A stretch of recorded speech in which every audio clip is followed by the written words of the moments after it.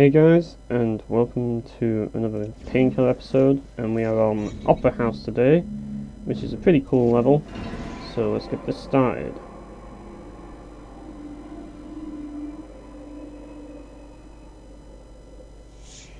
Now, keeping in with the urban theme, we start off in the middle of this kind of like alleyway, where there's a few bins around, and here is the first secret of the level, which is just across that fence. It can be a bit tricky to get up there, but it's not too difficult if you do like bunny hop jumping around and then get your momentum up and then you just jump over the fence. It's a lot easier said than done though.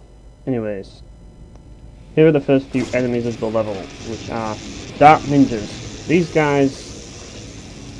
guys are weird because they just basically have this strange voice every single time they encounter you. Now this guy, he's hiding behind the wall because he knows what's going to happen. Yeah, sometimes the enemies can be smart in this game, but not too smart. But yeah, you want to start off with the Painkiller for this level. The Painkiller is the best weapon of choice for this part because these guys are very susceptible to it, and the level design kind of works well with the Painkiller in this scenario because it's a very contained level for the first few minutes of it. Like, unlike this is not like Prison in the sense that it's contained for the whole way, but it's a bit more of an open level as this level, which harkens back to other levels like Cathedral, where it's huge open space. But yeah, like I say, you want to use the Painkiller for this level, especially for this part. Like, you will want to change weapons partway through, but the Painkiller is the best weapon for this scenario. Why? Because ideally you want to stay below the stairs so that you can shoot upwards. Now, if you're shooting with the stake gun or the shotgun, if you shoot with the shotgun you won't deal much damage, but if you're shooting with the stake gun, you'll possibly hit the banisters in an attempt to hit the, like I did there, in an attempt to hit the Dark Ninjas. And if you do that, then you're wasting ammo. Whereas with the Painkiller, you don't waste any ammo, and it's a one-shot kill, so you might as well. Plus, the enemies love to just stand still and fire at you, so they're pretty easy to hit. But yeah, when you get the second wave coming, you can tell because of the battle music, you want to go all the way back down and just keep shooting that Painkiller.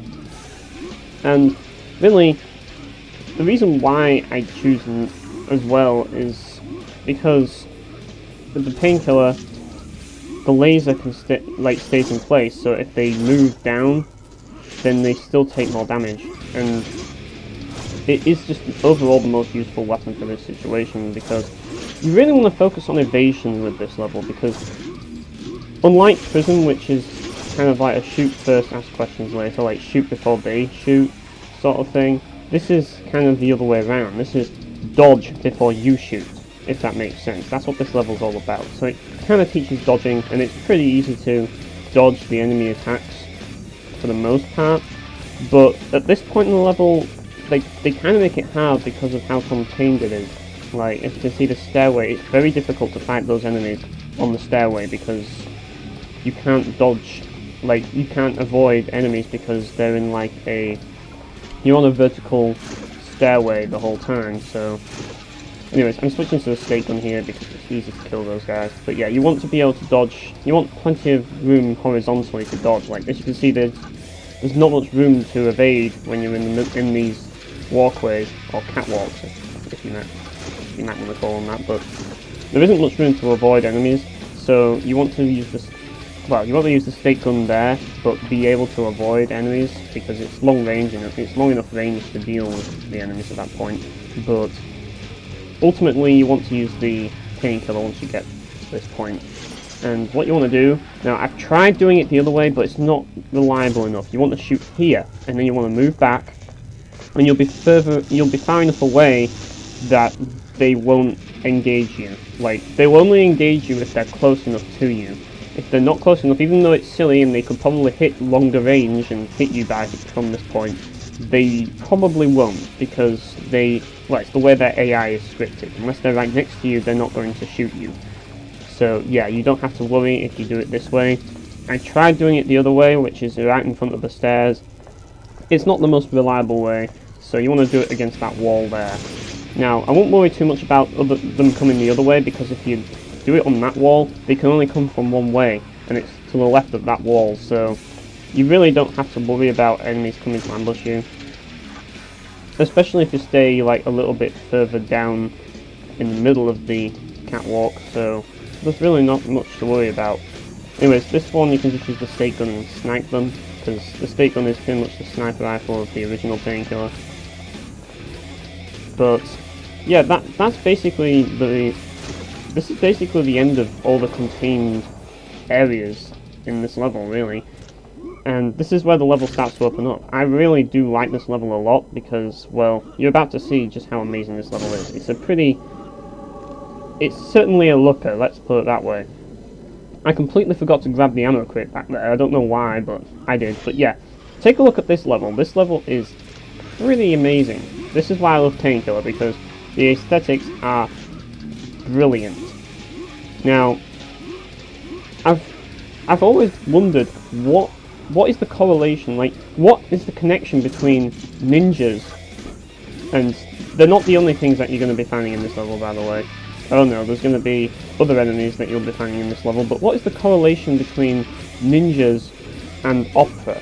I don't get it. Like, maybe it's because it's kind of like a unique culture sort of thing, and that's what they're trying to, like, combine two, like, unique cultures. Like, because, like, Japanese culture or whatever is kind of a unique culture to compared to other cultures in the world, and you could say that opera houses are a unique cultural activity. I'm not really sure how to explain this, but it's just my take on the whole thing. But yeah, this is a very opened area, so there's plenty of ways to approach enemies, and bunny hopping and shooting with a stake gun is probably your best bet, but obviously I'm terrible at that, so you're going to watch me fail a few times.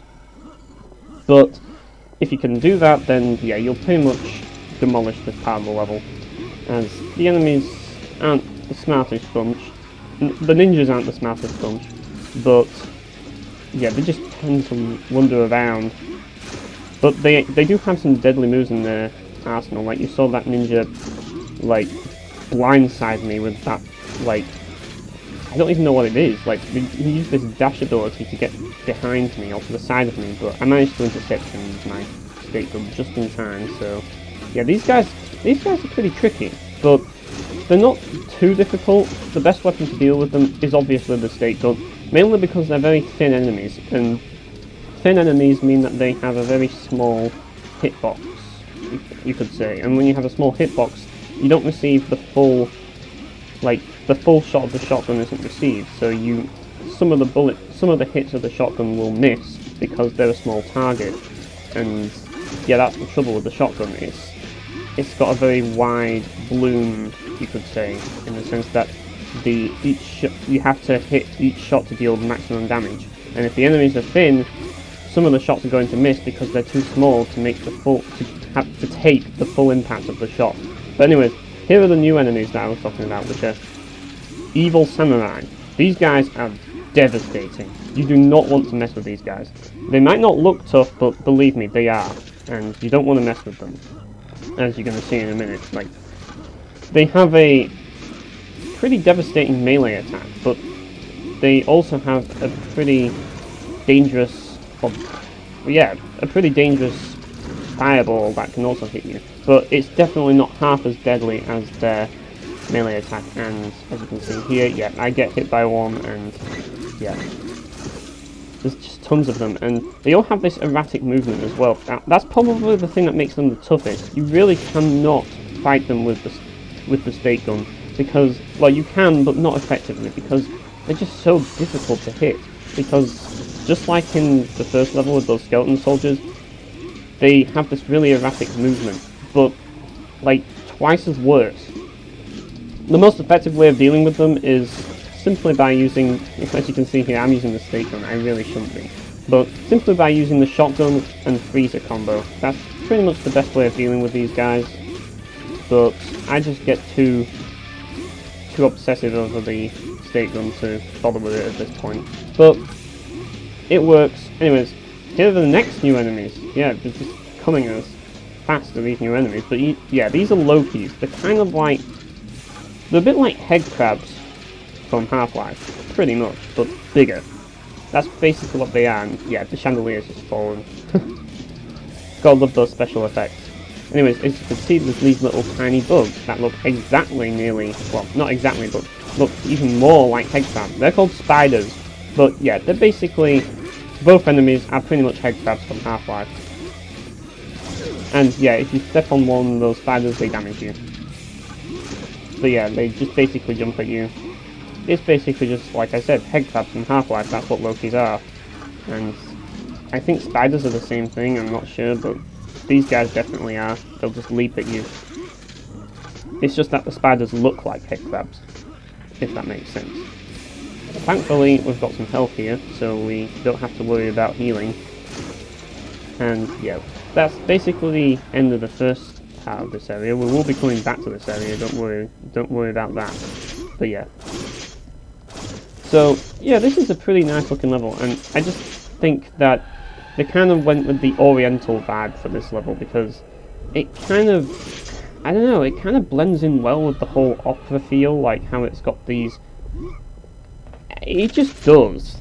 It's not something that can be explained, but it just does, because, I don't know, it's something that's an oddity, like a cultural oddity, if you could say that. Like, opera kind of is something like that.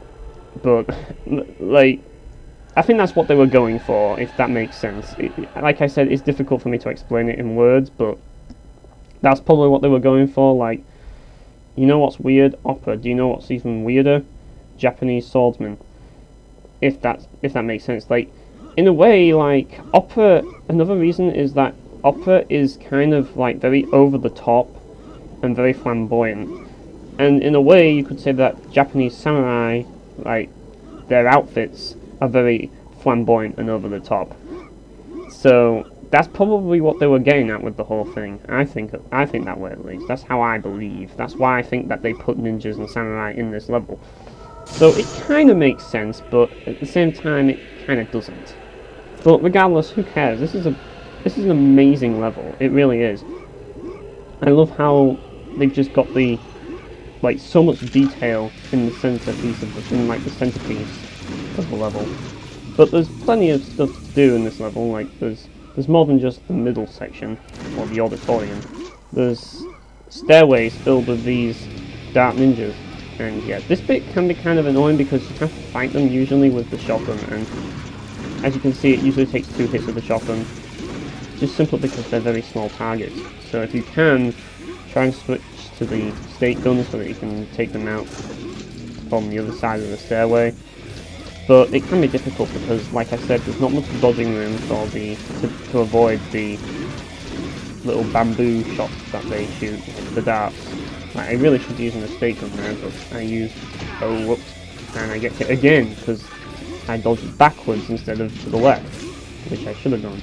But like I said, not easy, and I got hit again. Yeah. These guys can be pretty devastating if you get hit by them enough times, but the goal is to not get hit by them. And don't forget that you can stagger enemies with the shotgun. It's not as effective with the state gun though. There's a little Easter egg for you Batman fans. And yeah, I don't know what that is. That's just a picture of someone's nose. That's like a huge nose. I don't know what that's all about, but yeah. Anyways, yeah, this is the top bit where all the nobles and people will sit and watch from the top because they are wealthy people. And actually, I'm not even sure if they actually sit at the top or at the bottom. It's kind of like, I don't know why there's no like kind of barrier. You can just fall out of this one. I don't know. Maybe they just didn't care to add them for this part. Then maybe they just thought, well, screw health and safety, this is purgatory. Probably that's the case. But yeah, this area is a little different in Hell and Damnation. And if you go down there, there's a secret in Hell and Damnation, but there's no secret on this level in Hell, like there is in Hell and Damnation. That is down there. Now, the next area we want to go to is where the checkpoint is. Yeah, there's no getting lost in this game. This game, you don't get lost in Painkiller because there's an arrow which tells you exactly where you have to go. So, that's another reason why I like Painkiller. Great aesthetics, and no, no getting lost.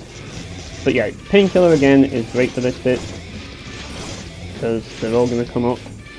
Basically anywhere where you know enemies are coming, but there's a T-junction, you can just place the Painkiller and have them run into it.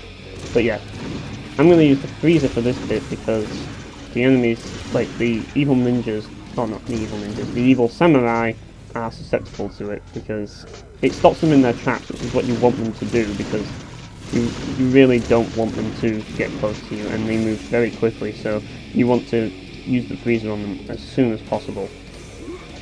But yeah, this is probably the best weapon for the job, at least in these more contained areas. Like, I suppose we could jump down to the bottom by now, but yeah, let's kill that guy, and a whole load of them will spawn. And yeah, I got hit in the back again. Yeah, I try and throw a few grenades, didn't seem to do much, so I decided to wait for them to come up, and yeah, I completely missed them with the stake gun there, and again, so I just moved back to the shotgun. Yeah, it's very difficult to hit these guys with stakes, so the shotgun is the way to go. Definitely the way to go for this bit.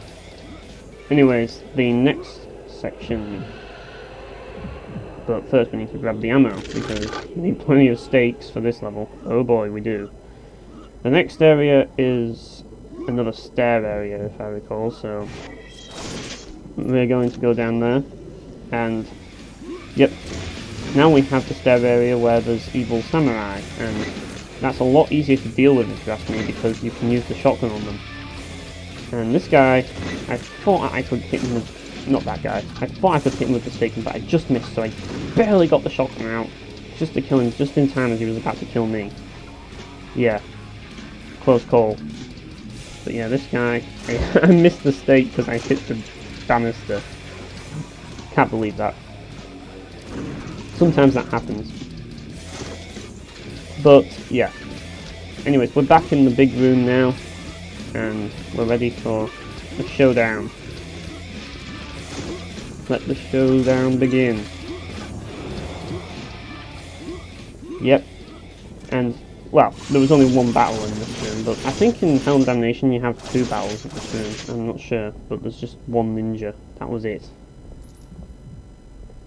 And collecting gold, which is pointless because I've got tons of it already. Yeah, I carried it all over because screw it. I wanted to make sure I had some tarot cards for certain levels, because certain levels are torture without them. So I am going to be using some tarot cards, but I'm not using gold tarot cards. That's going to be the rule. Anyways, we've got more... Ow! That was not smart of me. But yeah, we've got more evil ninjas and more Loki in this room. And they can also do that as well. So they're not just like head crabs, they have a melee attack, which is like just them standing in one position and just fighting you. Ultimately, the best way of dealing with them, probably the Painkiller really, I would say, because they die in one hit to it and they will generally charge at you, so you can usually use the laser to kill them. But yeah, there's more evil samurai, and yeah, more will keep spawning in a minute. This bit is kind of annoying because I find in this section, over all the sections, they tend to use their fireball attack more often. As such, you probably want to maybe stay back a little bit, because getting knee deep into it, like you're going to see here, can be pretty devastating if you've got 2 of them to contend with, because one of them can shoot a fireball while you're dealing with the other one, so yeah. And this is where the difficulties come in, because you ideally want to hit them with the stake gun when they're stationary, which they usually are when they're shooting fireballs. But when they're moving, you want to hit them with the shotgun. So this is where the real challenge comes in, as you want to really switch between two. Like I say, switching weapons in this game is always important, and especially for this section. But yeah, I really suck at the stake gun, as you can really see here. I did get lucky with that shot though, but yeah, that shot was a miss as well, so it's going to take a while. This section is pretty tough. It really is. Yeah, there's just tons of these samurai to deal with, and they are all really tough enemies, at least for this point in the game. Like, if you're playing on Insomnia or lower, then yeah, this level is going to bite you in the ass. But if you've been playing on Nightmare and you've played through Prison, or Trauma and you played through Prison, then really, you know what to expect. It's going to be tough. It's going to be rough. But these guys are going to be a wake-up call to those of you who played on Insomnia first, because these guys are tough. They really are. Even if you played Prison, they are tough, as unlike the guys in Prison, like, they're very difficult to hit with the stake gun, and they still have ranged attacks, but their melee is devastating, whereas the other enemies don't even bother with melee, so they're usually at a distance. But the biggest challenge of this level is the fact that the level is so open, and there's so many enemies surrounding you, and you just have to pick them all off, which can be quite difficult when they're evil samurai. It really can be. But that's not going to stop me trying. Yeah, they're all gathered up in groups as well, so you might think using the stake gun like would be a waste. Like, if only we had a weapon that could fire explosives at a faster rate, and would be able to explode on impact, like on ground impact. Yeah, if only we had such a weapon, this would be simple. If only. But we don't have such a weapon, so we have to rely on the stake gun at this point. And the shotgun is always handy. And I think we've done it. I did seem to miss a secret. I'm not exactly sure what secret that was, and this is me just thinking, pondering for a minute, looking for it, but I realised I'll never find it, so I just exit the level. But yes, thanks for watching guys, and I'll see you next time.